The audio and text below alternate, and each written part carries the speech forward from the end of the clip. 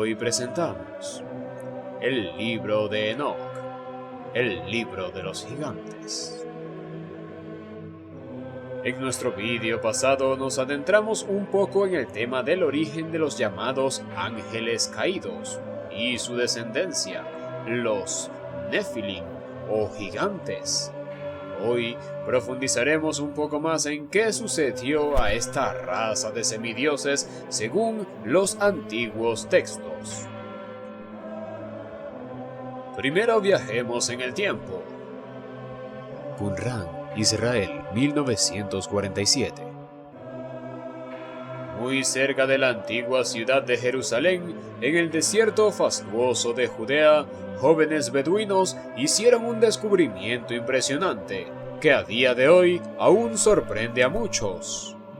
Mientras exploraban las cuevas del desierto, uno de los jóvenes lanzó una roca al interior de una cueva, dentro de la cual escucharon romperse algún artefacto con el impacto de la misma. Se fueron y regresaron al día siguiente para descubrir que habían roto una vasija enorme de arcilla, y en ella yacían unos pergaminos que al leerlos e interpretarlos se dieron cuenta serían de gran importancia. Resulta ser que estos escritos eran las copias más antiguas que ninguna otra en existencia, e incluían manuscritos nunca antes vistos y secciones perdidas del libro de Enoch,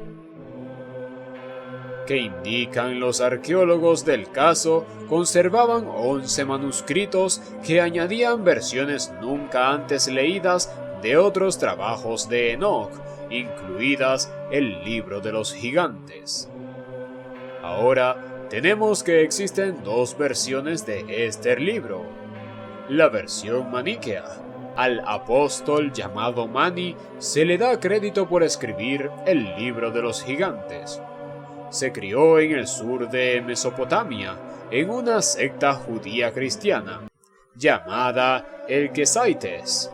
Cuando tenía 12 años, Mani comenzó a tener visiones, lo que harían que lo excomulgaran y así fundó su propia religión. En la versión de Mani encontramos una historia similar a la de la versión de los rollos del Mar Muerto. Fue escrito en siríaco, un dialecto arameo oriental, y cuenta la historia de demonios que escapan del reino celestial para vivir en la tierra. Mientras están en la tierra, los demonios causan daño y destrucción. La totalidad de esta versión habla de las batallas entre la luz y la oscuridad, con fuerzas dirigidas por los arcángeles Miguel, Gabriel, Rafael y Uriel. Pero ahora vamos con la versión de los antiguos textos.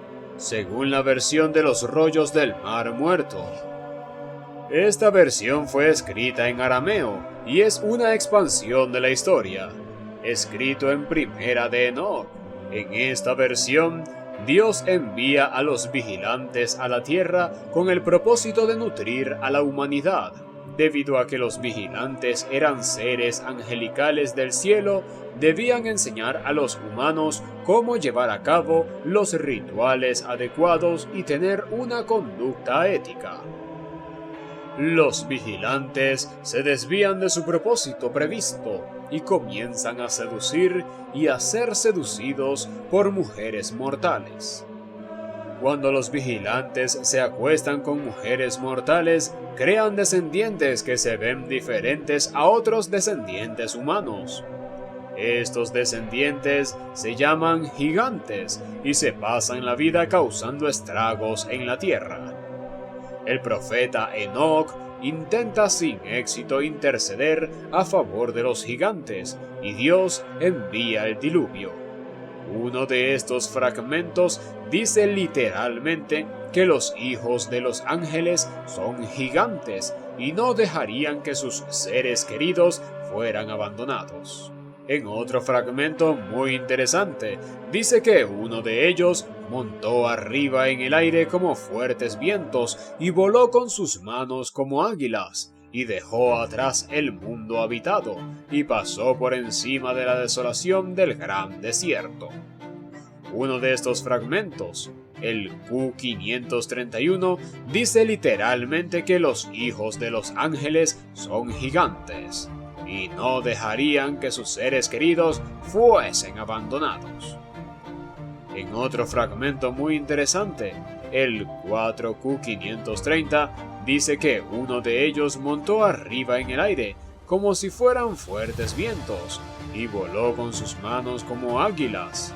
Así es, como lo comentamos hace un momento, dejó atrás el mundo habitado y pasó por encima de la desolación. En otro fragmento, el Q23, que explica cómo 200 burros, 200 asnos, 200 carneros del rebaño, 200 cabras, 200 bestias del campo de cada animal, de cada pájaro, fueron seleccionados para el mestizaje. Sucede que la palabra mestizaje en arameo es miscegenación y se refiere a la mezcla de razas o especies, particularmente en el contexto de las relaciones sexuales. También nos da a entender que de hecho las nociones de conciencia entre los monstruos híbridos parecen presuponerse en una sección de estos manuscritos. Por ejemplo, el fragmento 530 dice lo siguiente: Entonces 2 de ellos tuvieron sueños, y el sueño de sus ojos huyó de ellos, y se levantaron y vinieron, y dijeron en la asamblea de sus compañeros los monstruos. Este texto supone que al menos algunos de los monstruos eran conscientes, porque podían oír y entender las palabras de sus compañeros los Nephilim, y presumiblemente hablaban su idioma. Aunque estos monstruos eran en cierto sentido los hermanos de los gigantes, teniendo los mismos padres, al parecer eran un molde inferior. Los monstruos estaban en una escala inferior y los Nephilim eran seres superiores. Existe una total diferencia entre los Nephilim y los monstruos. Eso es lo que el libro de los gigantes aclara a la perfección.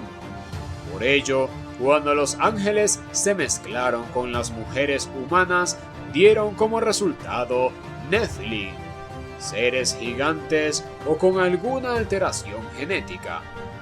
Luego, sucedió que los ángeles también se mezclaron con animales e hicieron una mezcla de genes entre ellos, lo cual daba como resultado seres híbridos y monstruos, es decir, en un buen sentido de la palabra, los Nephilim y los monstruos eran hermanastros. Sus padres eran ángeles y sus madres en algunos casos eran animales y en otros eran las mujeres. Se dice que un día, mientras vigilantes, Nephilim y monstruos estaban reunidos en una asamblea para discutir cómo evitar la destrucción de todos ellos, la cual les había sido revelada en sueños. Sucedió de inmediato una guerra en la tierra, ya que ángeles de Dios descendieron para atar a los ángeles caídos, vigilantes, y destruir a estos titanes, y también a los monstruos. Los ángeles los encerraron en el abismo, y a los Nephilim fueron aniquilados de la tierra a través de una gran inundación. Cada día, la ciencia nos arroja nuevos resultados de lo que pensamos irreal, y cada día la línea entre la ciencia y la ficción parecen volverse más y más delgada. Esto es todo por hoy, ya nos volveremos a encontrar, quizá en otro tiempo, o a través de mensajes telepáticos.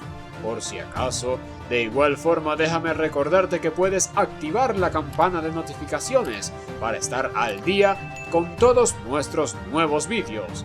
Nos vemos en la próxima. Esto fue